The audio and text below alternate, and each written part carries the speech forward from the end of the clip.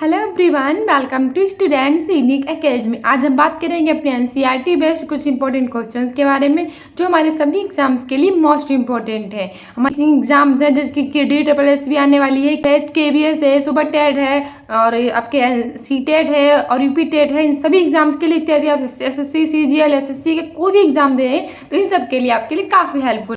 चलो स्टार्ट करते हैं। पहला हमारा क्वेश्चन है कि नील आर्मस्ट्रांग पहली बार चांद पर कब उतरे थे। काफ़ी एग्जाम में पूछ लिया जाता है कि जो नील आर्मस्ट्रांग है वो पहली बार चांद पर कब उतरे थे।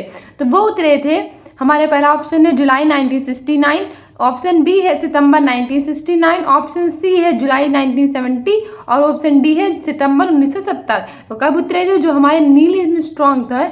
पहला क्वेश्चन तो यही बनता है कौन व्यक्ति पहली बार चंद्रमा पर उतरा था।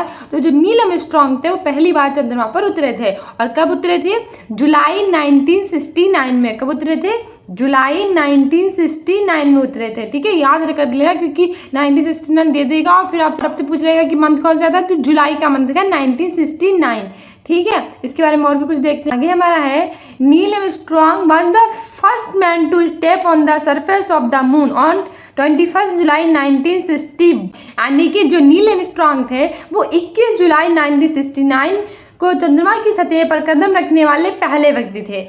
पहले व्यक्ति जिन्होंने चंद्रमा की सतह पर कदम रखा था वो थे नील आर्मस्ट्रांग। और कब रखा था, डेट याद रखना, 21 जुलाई 1969, 21 जुलाई 1969। ठीक है, आगे बढ़ते हैं। हमारे आगे क्या कह रहा है, हमारा है इंटरेस्टिंग फैक्ट। क्या इंटरेस्टिंग फैक्ट कह रहा है, Neil Armstrong was the first man to step on the surface of the moon on 21 July 1969। वहीं जो नील आर्मस्ट्रांग थे वो चंद्रमा की सतह पर रखने वाले पहले व्यक्ति थे। Find out whether any Indian has landed on the moon. अब आपको ये पता करना है कि कोई ऐसा भारतीय व्यक्ति भी था क्या जिसने चंद्रमा की सतह पर कदम रखा था। ठीक है, आगे बढ़ते हैं। आगे हमसे क्या कह रहा है, आगे हमारा है all of the planets in the solar system move around in the sun in. यानी कि सौर मंडल में सभी ग्रह सूर्य के चारों ओर में घूमते हैं। तो सौर मंडल में जितने भी ग्रह होते हैं वो सूर्य के चारों ओर कैसे घूमते हैं।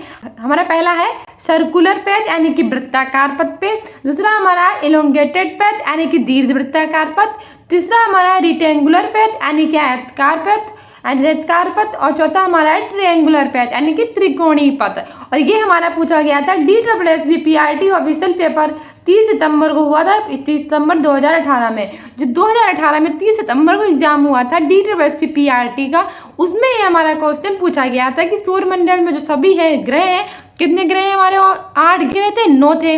लेकिन 2006 में क्या किया गया था, जो हमारा प्लूटो था ना उसको हमें ग्रह के दर्जे से निकाल कर हमने बौने ग्रह के दर्जे में डाल दिया है। इसलिए अब वर्तमान में कितने ग्रह हैं, 8 ग्रह हैं। तो वो हमारे 8 ग्रह हैं वो सूर्य के चारों ओर कौन से पथ में घूमते हैं, आपको ये बताना है। तो हमारा सही आंसर हो जाएगा इलोंगेटेड पैथ यानी कि दीर्घ वृत्ताकार पथ। सौर मंडल में जितने भी ग्रह होते हैं, टोटल 8 ग्रह हैं, वो 8 ग्रह सूर्य के चारों ओर घूमते हैं दीर्घ वृत्ताकार पथ पे यानी कि इलोंगेटेड पैथ पे। और ये हमारा DSSS PRT में पूछा गया था। DSSS PRT की वैकेंसी भी आने वाली है, तो ये सारे क्वेश्चन आपके लिए मोस्ट इंपॉर्टेंट हो गए हैं, तो याद रखना। ठीक है, साथ ही इसे शेयर कीजिएगा ज़्यादा से ज़्यादा। जैसे ये है हमारा, ये है सूर्य के चारों ओर जो ग्रह हैं वो कैसे घूम रहे हैं, दीर्घ वृत्ताकार पथ में घूम रहे हैं। देखो है दीर्घ वृत्ताकार पथ में घूम रहे हैं ये सारे। ठीक है, अच्छे से आप देख लिया आप लोगों ने। आगे बढ़ते हैं।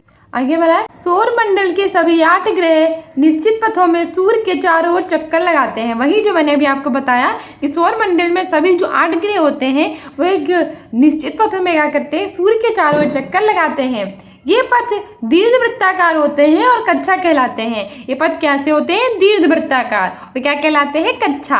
All the 8 planets of the solar system move around the sun in fixed path.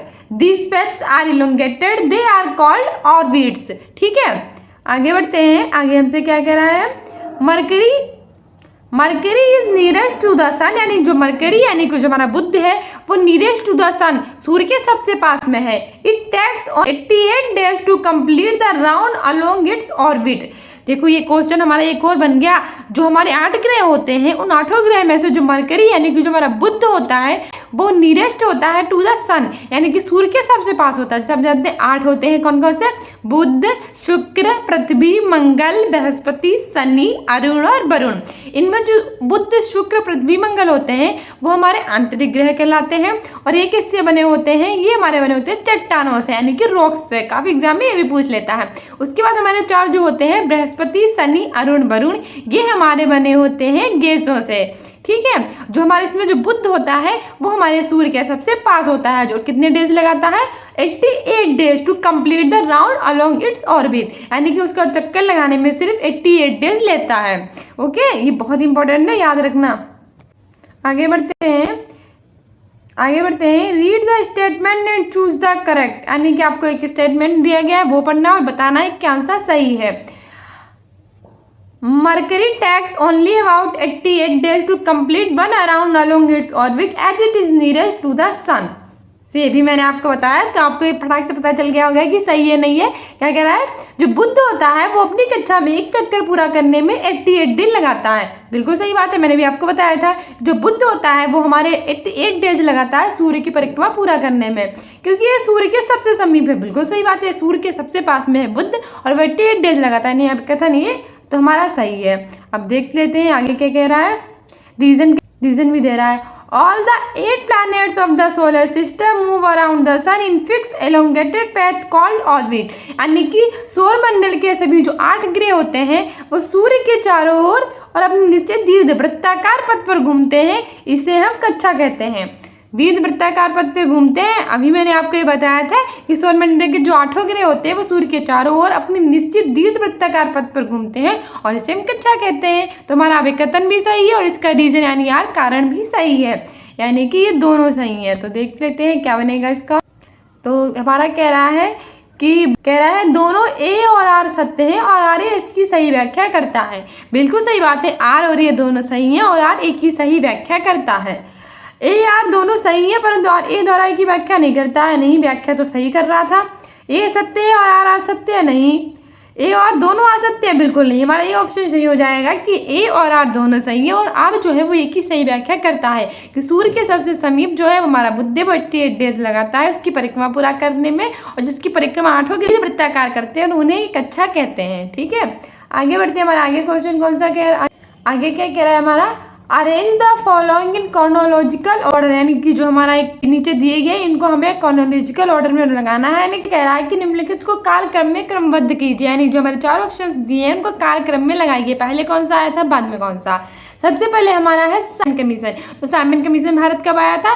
जैसे आप जानते हैं कि 1927 में साइमन कमीशन बनकर तैयार हो गया था और उसके अगले साल 1928 में साइमन कमीशन भारत आया था, जिसमें लाठीचार्ज के दौरान लाला लाजपत राय की मृत्यु हो गई थी। तो साइमन कमीशन भारत आया था 1927 और 28 में, ठीक है, जिसमें लाठीचार्ज के दौरान लाला लाजपत राय की मृत्यु हो गई थी। आगे हमारा है रॉलेट कानून। रॉलेट कानून को हम काले कानून की भी संज्ञा देते हैं, क्योंकि इस कानून में ना वकील ना, यानी कि आपका कोई भी सुनवाई नहीं होगी, आपको पकड़ लिया जाएगा यूं ही। तो इसीलिए हमने काले कानून की संज्ञा दी थी।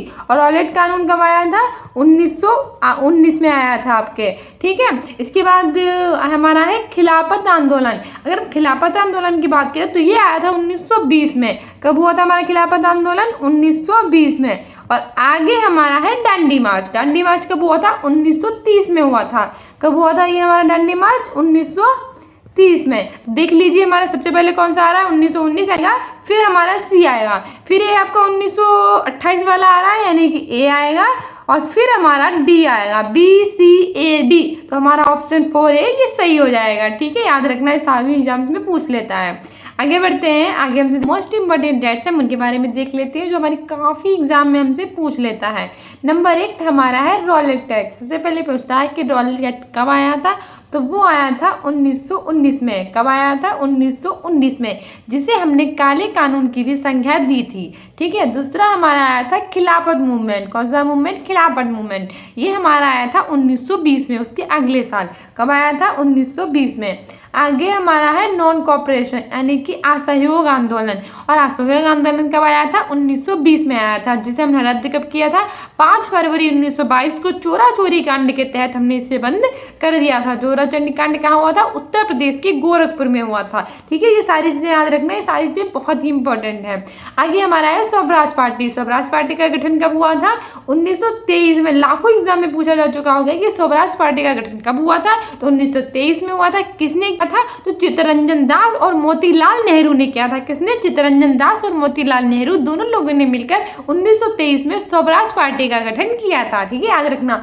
आगे हमारा है साइमन कमीशन। साइमन कमीशन 1927 में बनकर तैयार हो गया था। भारत 1928 में आया था, जिसके तहत लाला लाजपत राय की मृत्यु हो गई थी लाठीचार्ज के दौरान। ठीक है, 1927-28। आगे हमारा है डांडी मार्च। डांडी मार्च कब हुआ था? तो ऐसा 1930 में हुआ था। कब हुआ था? 1930। आगे हमारा है गांधी इरविन पैक्ट यानी कि गांधी और इरविन समझौता जो हुआ था वो कब हुआ था? लॉर्ड इरविन और गांधी के बीच समझौता 1931 में। कब हुआ था? 1931 में, याद रखना। आगे हमारा है अगस्त ऑफर यानी कि हमारा ऑफर आया था वो कब आया था? 1940 में। कब आया था? 1940 में। आगे हमारा है इंडिविजुअल सत्याग्रह यानी इसमें हुआ था। कब हुआ था? 1940 में। आगे हमारा है Cripps mission. Cripps mission Bharat कब आया था? 1942 में आया था।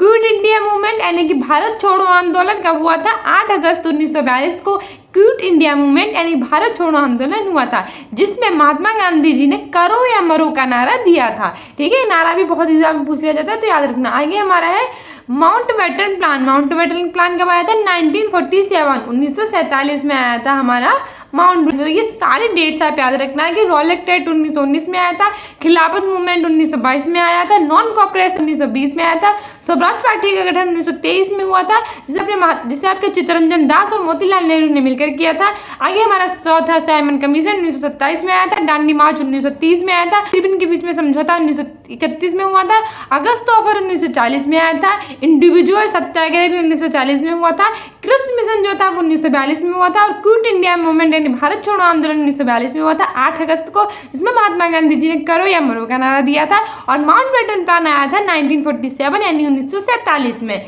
ठीक है, तो ये थे हमारे मोस्ट इंपोर्टेंट क्वेश्चंस कुछ जो हमारे एग्जाम के लिए काफी इंपॉर्टेंट है। Like this video and please subscribe my channel students unique academy. और आपने आगे के जो हमारे क्वेश्चंस है वो हम अगली वीडियो में देखेंगे। ठीक है, साथ ही कम्युनिटी पोस्ट भी देखा कीजिए, क्योंकि उसमें मैं आपके डेली क्विज़ेस देती हूँ जो आपके एग्जाम के लिए काफी हेल्पफुल है, और साथ ही शॉर्ट्स भी देखा कीजिए क्योंकि उसमें मैं आपको करंट अफेयर, इंपॉर्टेंट डेज सबके बारे में बताती हूँ। ठीक है, तो इस चैनल को लाइक कीजिए, सब्सक्राइब कीजिए और शेयर कीजिए इस वीडियो को भी, और हमारे साथ अगले वीडियो में बने रहिएगा। Thank you, bye.